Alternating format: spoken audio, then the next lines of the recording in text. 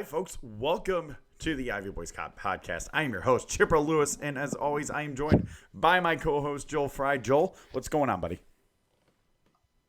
Life's good, man. Baseball season is technically here, but in reality, fast approaching as March 26th is just around the corner, and the games are going to start to matter, buddy. So nice to see some of these spring training games get underway, and it's good to have David Ross in the dugout for once after that flu bug that he had for a couple of games. Yeah, it's definitely great to have him back. I'm excited to see him finally take the helm as the manager of the Chicago Cubs.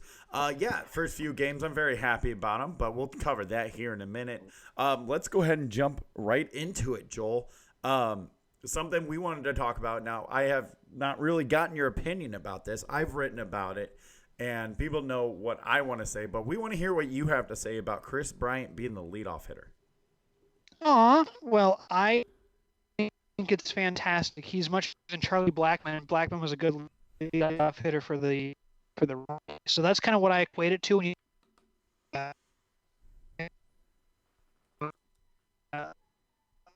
unconventional leadoff hit.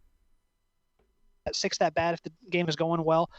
You're much more likely to get that if you're the leadoff guy.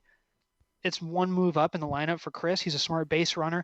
I think it's a really wise. I mean, and I don't know about wise, but it's certainly innovative from Ross's standpoint.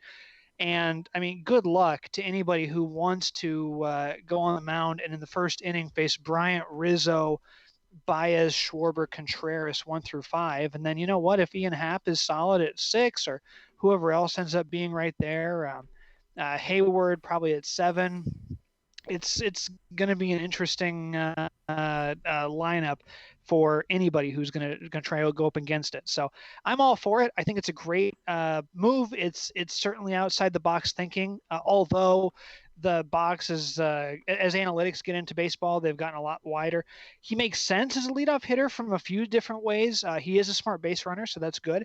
And he gets on base a lot. He gets on base 38% of the time. That is something that you have been missing if you're a member of the Cubs or a fan of the Cubs for the last few years, a guy that consistently gets on base at the top of the lineup, with the exception of Anthony Rizzo. And frankly, he's hitting second in the lineup, I think, is what the plan is going to be. So it's a murderer's row right out of the gate with Bryant leading off. I like it a lot, and I can't wait to see it in the regular season. Yeah, I really can't wait to see it. I love the lineup with KB leading off. I really do. That's been no secret. I am a fan of this. I wrote about it last week when the news broke that he was going to be, and it like everything you just said, it just makes sense. He's one of our highest on base guys, and that's what you want ahead of leading off in the game is someone who can get on base. We did not have that last year. Albert Almora Jr. Right. had an on-base percentage of .295 last year. You should not even be close sniffing the leadoff spot. That even includes batting 9th or 8th. You should not even be sniffing the starting lineup if your on-base percentage is .295. So it didn't make any sense why Joe stuck with him. I didn't get that, but Kris Bryant has a career on base percentage of what, 385? 385. Yep, and he's a guy who, I mean, that's even when he's doing poorly, and when I mean doing poorly by Kris Bryant standards, usually it means he's hurt.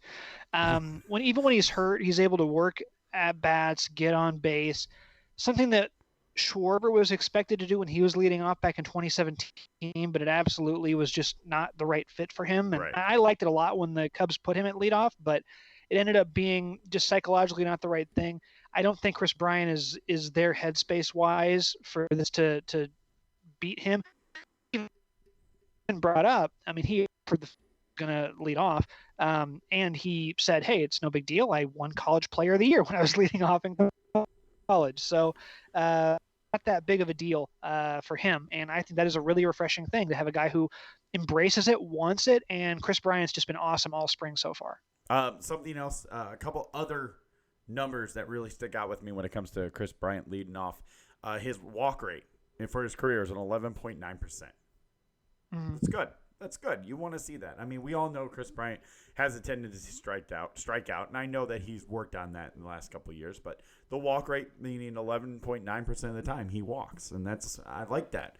That goes along with his BABIP, BABIP, The BABIP. BABIP is for his career is a 342 BABIP, which is good. Which comparison. I wrote this in that article on the ivyboys.com, by the way. Comparison to Mike Trout's career, BABIP is 248. So 242 is pretty good. It's pretty good if you're close to a Mike Trout number in a career number wise, I think. Absolutely. So I really enjoy this. I really, really love the idea of trying to put this lineup together with Chris Bryant leading off, Joel. I went Bryant, Rizzo, Baez, Schwarber, Contreras, Ian Happ, Hayward, and then a combo of Bodie Kipnis. I think that is pretty much what we're going to see opening day. You agree? I think that's pretty fair. Probably Bodie, but also it's going to depend on. So are you thinking that Nico Horner does not make the 26-man roster? Correct. Okay. I think he needs more seasoning at AAA. Yeah, I do. I think there's no reason why bringing him out of camp into the major league roster and him struggling and then having to send him down, I think that really will hurt the development of Nico Horner. I get it. And hey, it's good news for us. I get to see a little bit more of him here in Iowa. And it's interesting to think about that because before you almost thought that he was going to be forced to be on the opening day roster. Yeah. But you get Jason Kipnis in, a guy with a great veteran presence who flashed a little leather in that first spring training game and has been fine. He's somebody who certainly can go in there. Talk about a guy who I feel so good for him in a Cubs uniform. Yeah. The guy has to pinch himself every day because he grew up just 20 minutes away from, Glenbrook. So that's a little bit further away. 30 to 35 minutes away. Not that far. I know right where he grew up, but that's probably 30, 35 minutes away from the stadium. So it's pretty cool, man. That's a really cool thing for him. Good for him. And if he was in that opening day lineup, I don't think Ross is going to do that for sentimentality purposes or anything. Right. But if he earns it in spring training, then I absolutely think he could start over Bodie on opening day. Yeah, no, I think so too. I also think it comes down to who's pitching against them. Right. If it's a lefty, Bodie's playing second base. Yeah, and that's fair. And, Ross is going to be – I think he's going to be very by the numbers. Joe sometimes did symbolic things. Like he put Mark Zagunis in the opening day lineup last year, if you remember. Zagunis was a very up-and-down player for the Cubs last season. Yes, so he was. I think whoever earns it is going to get it, whether it be Bodie or Kipnis or whoever.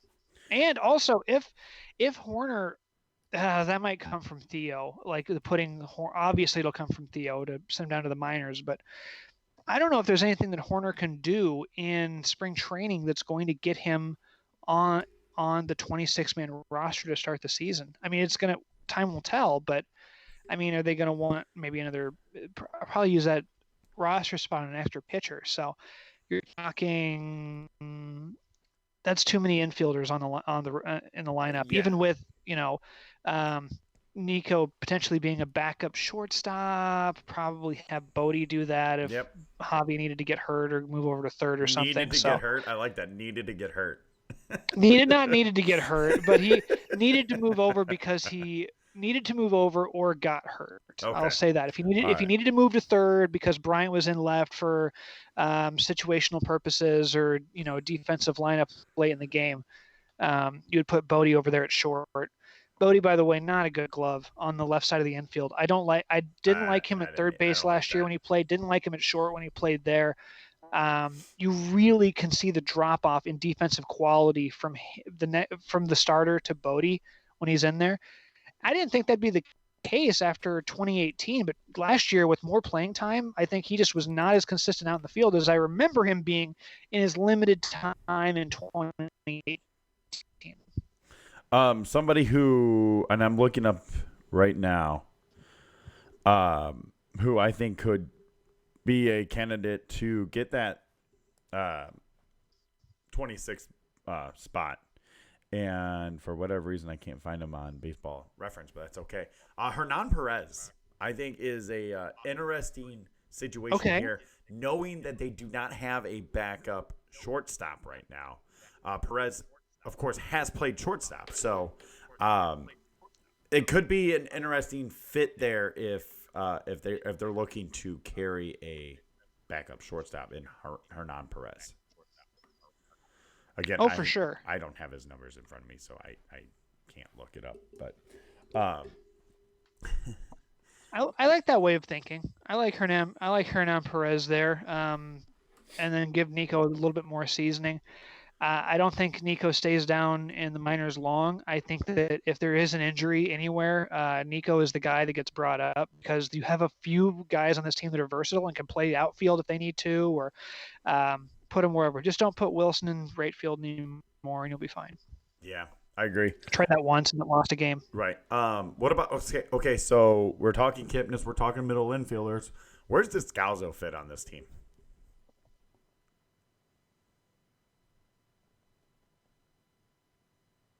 We must have lost Joel for a second. He can sit next to me while watching the game. No, I'm here. Okay, good. You had to think about that one because I mean, it was a bad signing. There's no way around that. It was a bad signing. I feel like that if Jason Kipnis, of course, was there last year instead of this year, they would have signed him over Descalso. Yeah, absolutely. Although, look, man, Descalso looked good at the time in terms of what he brought to the team. He was there's some sort of like high leverage number or something that he was just a complete darling in, and Theo saw that, and a high leverage. He was a high leverage guy. Like his batting average in high leverage situations was really impressive in 2017 or 2018, and just he fell off the face of the earth last year. Even with the Cubs giving him a lot of opportunities, it felt like he was given many chances, especially in like May. I haven't looked up his May at bats. I might be totally off base on this, but feels like the first half of the year, or at least the first third, he was given every chance to get out of his slump, and he just got deeper and deeper into it. Yeah, and I agree. And I'm looking that up right now for him. I'll do his first and second half. In the first half, he didn't. He hit 186. Right. That's what I'm saying. He really struggled at the beginning of the year. They gave him every chance he had to get out of it, and he never did. So in April and March, he hit 263, and then it was just downhill from there.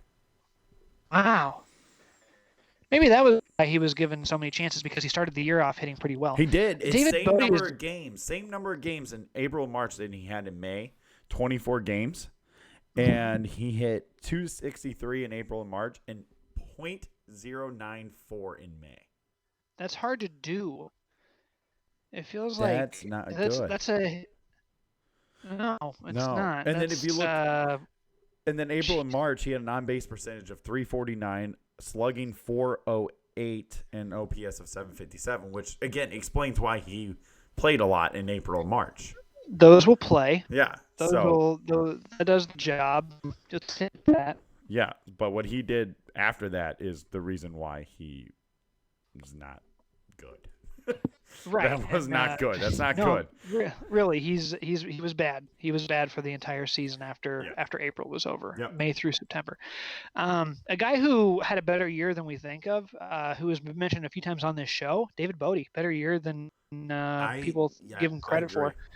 I feel like we talk about BABIP. He was a guy who kind of got hurt by BABIP earlier in the year, and then it kind of normalized toward the end. But I have no problem with him being an opening day starter. He, as far as replacement level guys, he's fine. He'll get you a win or two during the season. I don't know about two. I think he might be a one-win player at second base, which, hey man, you take until Nico is up and ready to rock. Wow, his on-base percentage last year was .362. David Bodie's? Yep. That is Man, that much is better than I thought that it is was. outstanding. That's Slugging better than I thought. I was just 422. giving him props. Slugging 422. You ask me, he was an 800 OPS guy last year? 785, yeah. Jeez. OPS plus of 103. All right. Well, there you go. When I say a replacement level, so he was 3% better than league average. Played several different places all over the diamond. So, I mean, if you get that from him, if he ends up being your least impactful everyday guy, and hey, I mean, maybe Almora's swing change will help him a little bit. I'm not holding out hope on that one. He's a platoon guy at this point, or fringe lefty specialist, and even that's a little overblown. Last season, he was not very good against lefties, or he's a late inning defensive guy right now. Almora is. I mean, Happ brings so much to the table, especially after his resurgence last year. We will get to Ian Happ and my unbelievable love for Ian Happ this season. He's going to make you believe it, folks. Oh yeah. I want to get back to Bodie really quick. I looked up his second half numbers. Now, in the first half, he had 250 plate appearances. In the second half, he only had 106, which I thought was a little surprising with all the injuries. But in the first half, he had an on-base percentage of 336. So that's decent. That's okay. I'm okay with that. But he had an on-base percentage in the second half. You ready for this? In 105 games. Okay, ready. 105 plate appearances. He had an on-base percentage of 425. Wow. That's coming on strong at the end of the season right there. Yep. OPS of 817. Yeah. Wow. Look, they see something in the guy. That's not a very good slugging in the second half of the season. If he had an on-base percentage over 400 and a slugging or an OPS of just barely over 800, then he was not tearing the cover off of the ball. No, but here's the difference. In the first half, he had 66 strikeouts. In the second half, he only had 27. Mm-hmm. That's a difference of what 150 at bats. Plate appearances. Right. That's right. That's still a huge drop off. It makes a difference. I would say that Bodie probably figured something out. He just needs to reclaim that power stroke that he had in 2018, because I think that might have been something that he was focusing on too much in the first half of last year. Maybe he's even talked about it. I'm not sure, but what is his claim to fame with the Cubs? He is a guy who was a reclamation project where he was hitting the ball on the ground a lot in the minor leagues, but they noticed when he was hitting the ball on the ground, he was doing it at a ridiculously high speed. The ball was popping off his bat. It's just the trajectory was bad. So they said, hey man, change your swing. The ball really flies off your bat. Let's see if we can get an uppercut in there and see what happens. Well, now then, fast forward a year and a half, and he signs a 5-year, $15 million contract because he's so indispensable to the Cubs, right. And he's just happy to be in the majors and signs a really team-friendly deal. So if he plays out, if he works out and ends up being a 20 to 25 home run guy this year, which is in play, I honestly, legitimately believe that. If everything works out, he could be a 20 home run guy, especially with modern techniques and the ball we're using. He could renegotiate that contract for something even more Bodie friendly. Who knows? Yeah. It's so great. I'm very happy with David Bodie being on the Cubs bench. I am extremely happy by this. I am happy that we figured this out. I'm happy about everything about David Bodie. It's almost like found money with him. You get really plus production out of him. A 103 out of a guy who had no business being in the major leagues.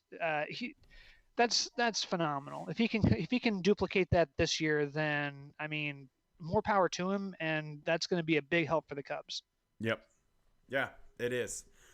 So this is the Ivy Boys podcast presented by Rebecca Lewis of Coldwell Banker Gundecker, 314-369-9680 or RebeccaSellsDreams.com. All right, Joel, we've been 3 games now into spring training. As customary with me, I watched the first game. I did. Sure. I was excited. everything looked great. Mark Grace being in the booth, that was really cool. I'm ready for the season to start.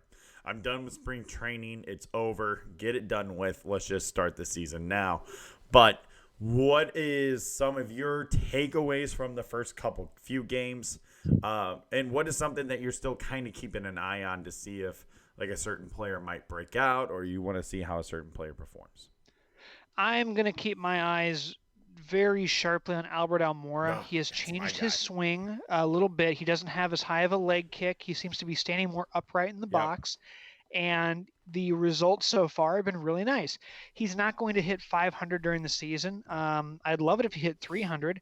Something, by the way, that he's totally capable of. He, in 2018, was it? He was the league leader in batting average at the All-Star break. So certainly something that he's capable of doing. He's been in a kind of a slump for the last year and a half, honestly. So if he breaks out of that, maybe he's a guy who gets in his own head a little bit.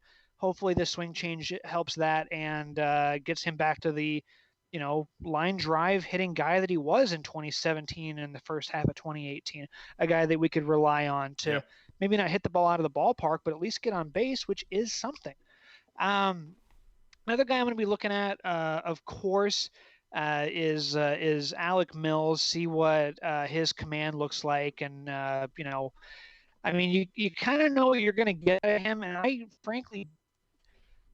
don't want him in rotation because of Kyle Hendricks. Mills is a guy who does some of the things that Hendricks does from a stuff standpoint, but he's not as cerebral with it, and he doesn't have the pinpoint location that Hendricks does.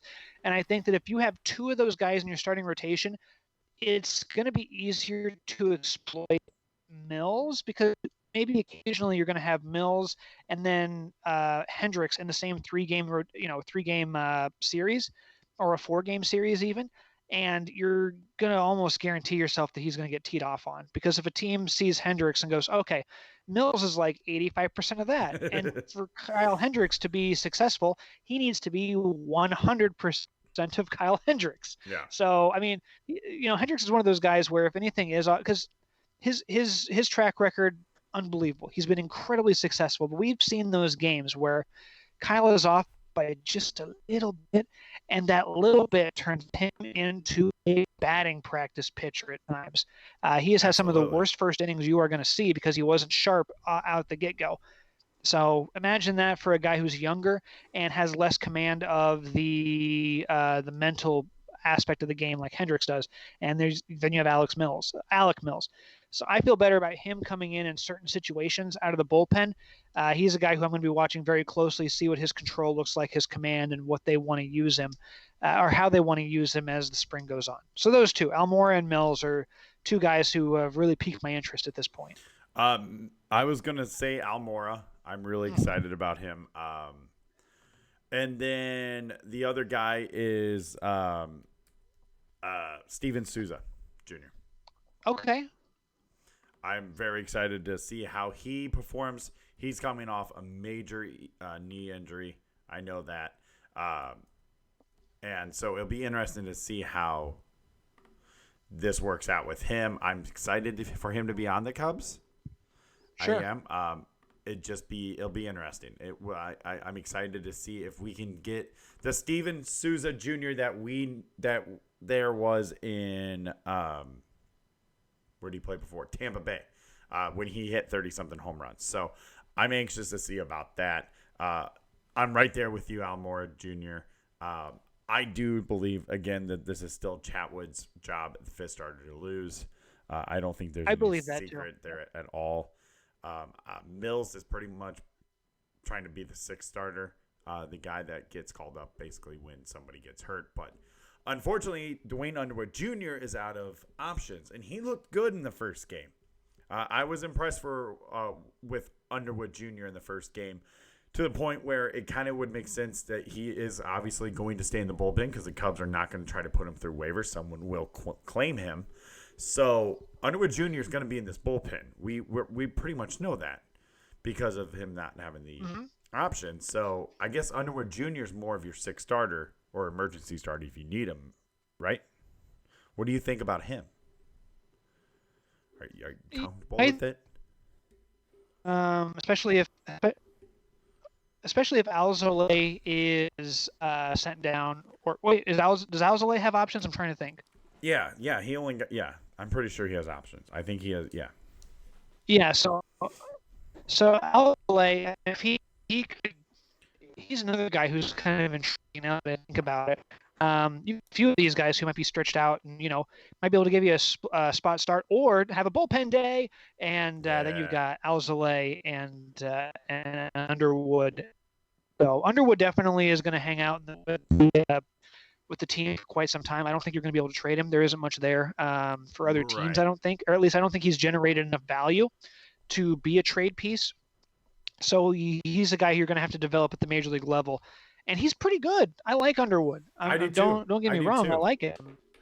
I just don't know. I'm not convinced that he's a guy who is your automatic sixth starter if Alzolay is on the roster as well. If he's not, then I think Underwood or Mills are going to be your guys.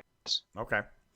Uh, yeah. So those are our takeaways for the first few games. Definitely, guys, we're watching. Guys, we're excited about it. I am really excited about Albert Almora Jr. I really am. I really do love the way. So him and KB both are standing up higher. Cubs have a new hitting coach? Think that has something to do with it? I on Twitter, Jordan Bastian, who had just started on the Cubs beat last season in 2019, he asked KB about the higher stance, and it was to combat high fastballs. Teams are going after him more with high fastballs lately, and obviously that's to try and keep guys from hitting home runs. So he's standing up higher in order to deal with that. Must be the same situation for Almora, so that he can catch up to that high fastball a little more easily. Yeah. Okay. That makes sense. So, yeah. Okay. So, yes and no. Kind of, right? The new hitting coach thing. Well, I mean, you got Anthony Iapoce there.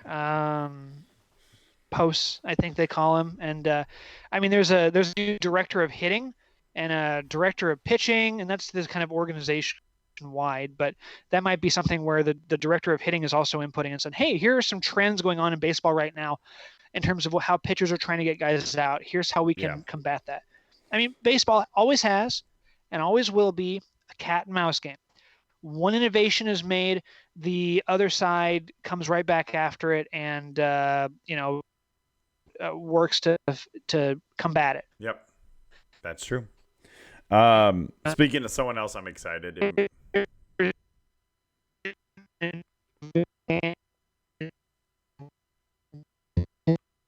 Ooh. There's Robot Joel. I hope we didn't lose him. Boy, that'd be something, wouldn't it? If we lost Joel. Joel, you there?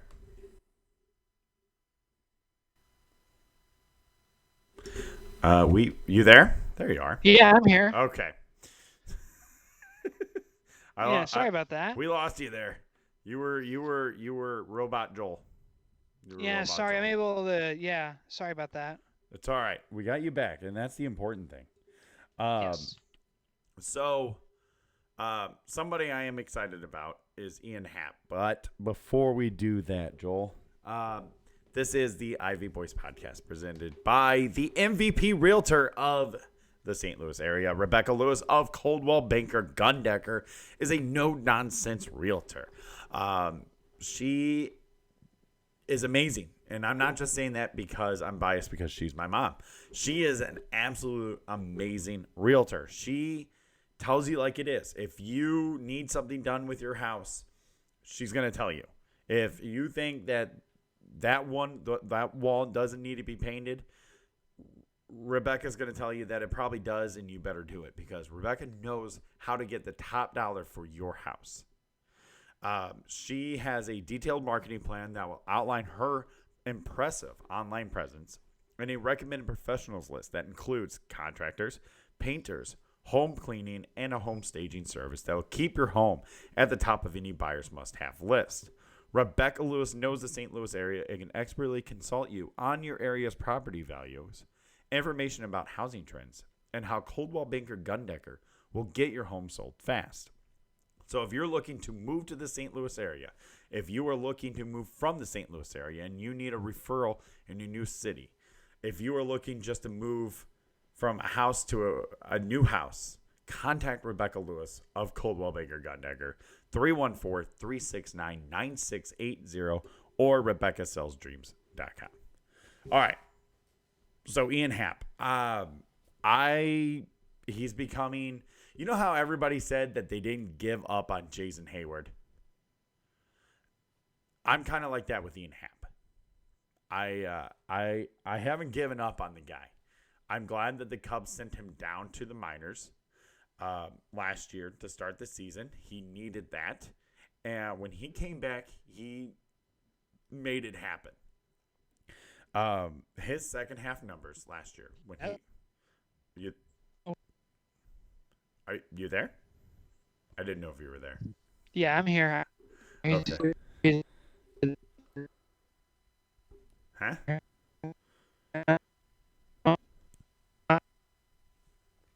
See what you did there. You have to. I love live. This is what happens when we're live. No sweat. Anyways, Joel, I love everything about Ian Happ in the second half last year. His numbers, 263 batting average, on base percentage of 333. Ian Happ is not a high on base percentage guy right now. And I think that had a lot to do with him coming back to the majors and seeing major league pitching again. The thing that stands out, and I think we may have lost Joel. That's fine. Yeah, I'm pretty sure we lost Joel. So, here's my thought on Ian Happ. I think Ian Happ is on base percentage. Not on base percentage. See, I lost my train of thought. Ian Happ last year's OPS was 898. 898. You know how crazy that is? You know how absolutely crazy that is? An OPS of 898. It is just baffling. And yes, we did lose Joel. I just want to point that out. The connection got bad. We lost Joel. I'm sorry. This was the last thought anyways. I think we're going to wrap it up after the Ian Happ thing. But I love Ian Happ. 898 OPS last year. 898. In what? I have the numbers right here in front of me. In 156 plate appearances. In the month of July, he hit 242. Nope, I lied. That was August. 242. September and October, he slugged 672, an OPS of 1.021. Ian Happ has fixed something, and it's going to show this season. Ian Happ is going to have a breakout season. And you should be excited about this. You should be excited about a guy who had an OPS, OPS of 898 that can play 6 positions. Ian Happ is a Cub through and through. There is no way around that.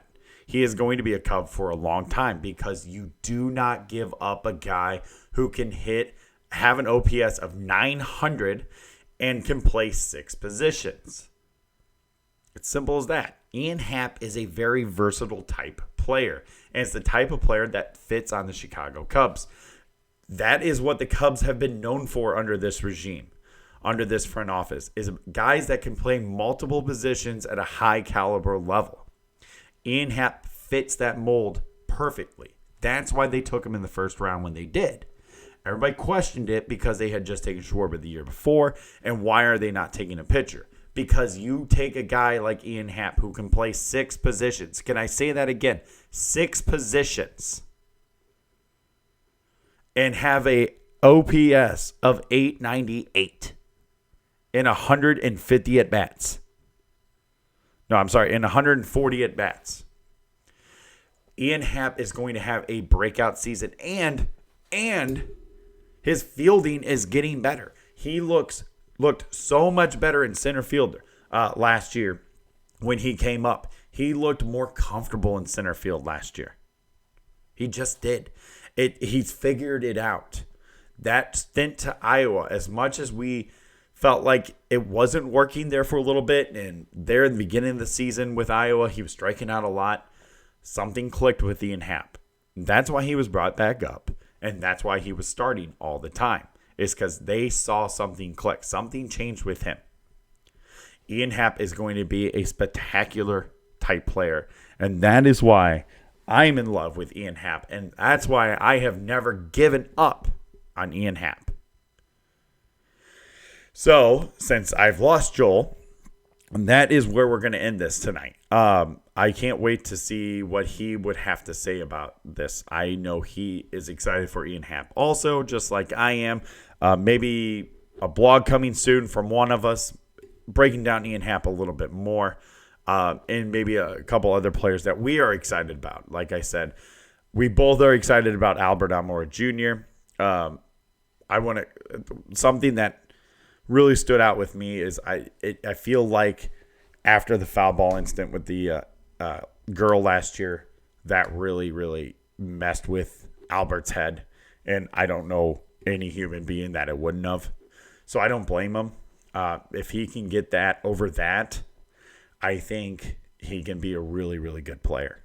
Fourth outfielder, probably, because Ian Happ's going to be your center fielder.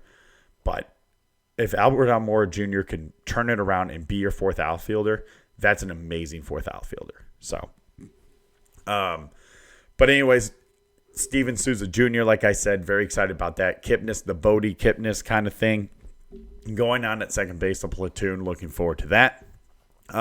We're also looking forward to coming back to you next Sunday live here on YouTube. So make sure you like and subscribe to this YouTube page. We will get this fixed. Joel will be at his office next Sunday, so that should help with the connection so we won't drop it again like we just did. But hey, you get to hear me talk all the time, so what's wrong with that, right? Anyways, let's follow us on Twitter. I had to think about how I was going to end that. Follow us on Twitter.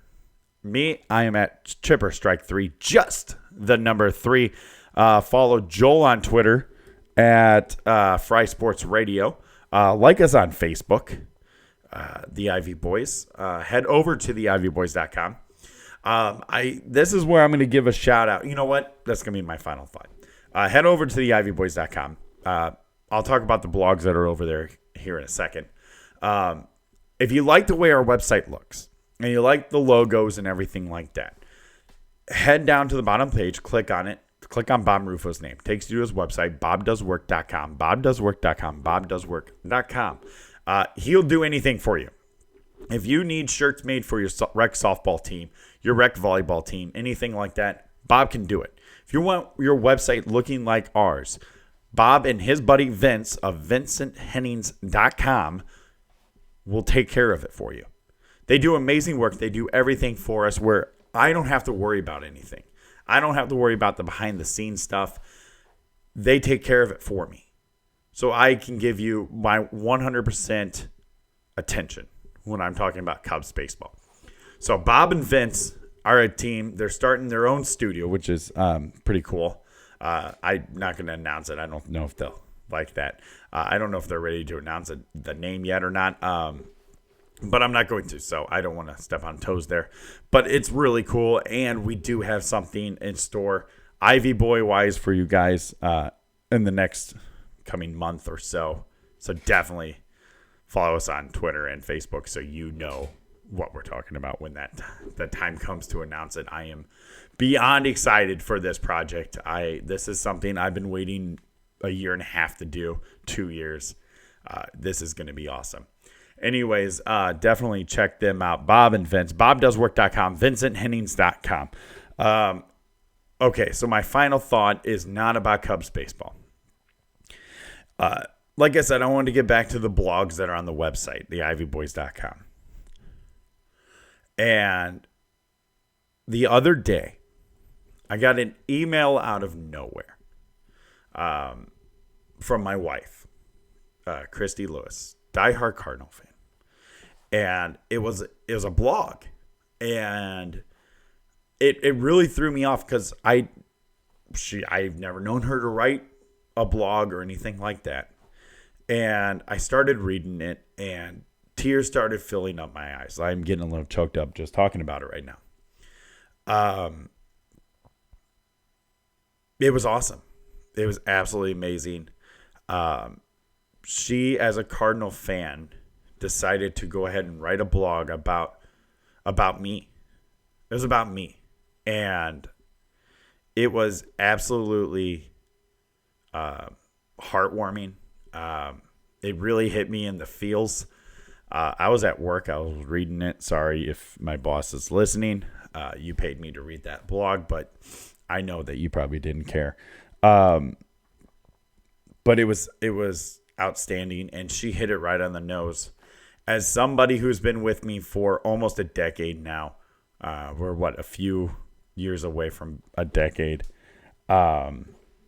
It was outstanding, and she captured me in a light that a lot of people that know me through here, the podcast, the website, Twitter, that they don't know me like that.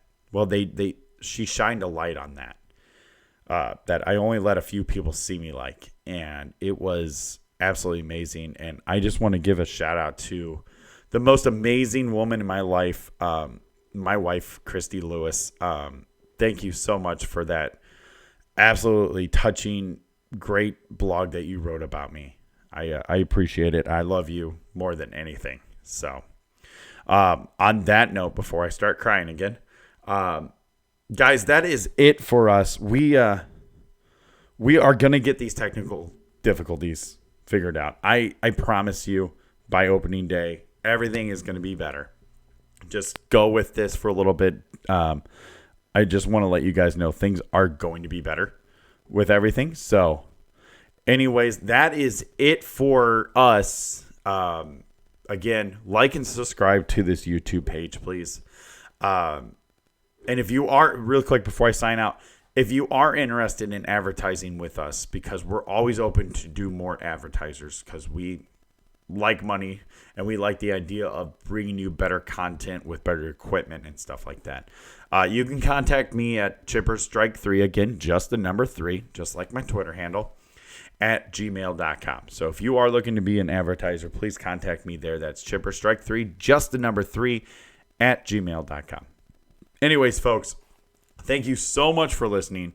We appreciate the support, and we will see you next episode.